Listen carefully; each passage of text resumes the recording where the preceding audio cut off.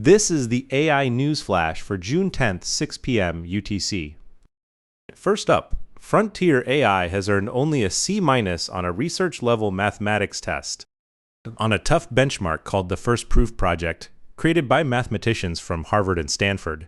Even the best models solved just 6 or 7 of 10 problems. The top performer used a method that links multiple LLMs together, pairing ChatGPT's core model with Anthropic's Claude and Google's Gemini as consultants. But the models produced copious amounts of garbage that required heavy human review, and citation omissions were rampant. One evaluator said that if it were a human, you might call it plagiarism.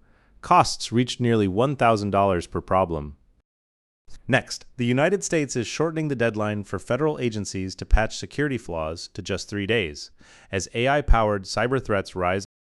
The standard window used to be 2 to 3 weeks, but the Cybersecurity and Infrastructure Security Agency has begun applying 3-day deadlines to serious flaws already under attack.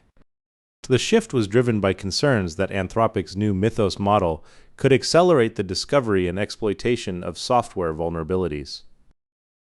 Still, experts warn that 3 days is simply impossible for some environments, and that shorter deadlines alone may not speed up fixes. Third, the most aggressive AI adopters now spend about $70,500 per employee each month on AI.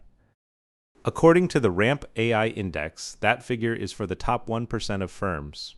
The top 10% spend about $611 per employee, while the median is just over $11.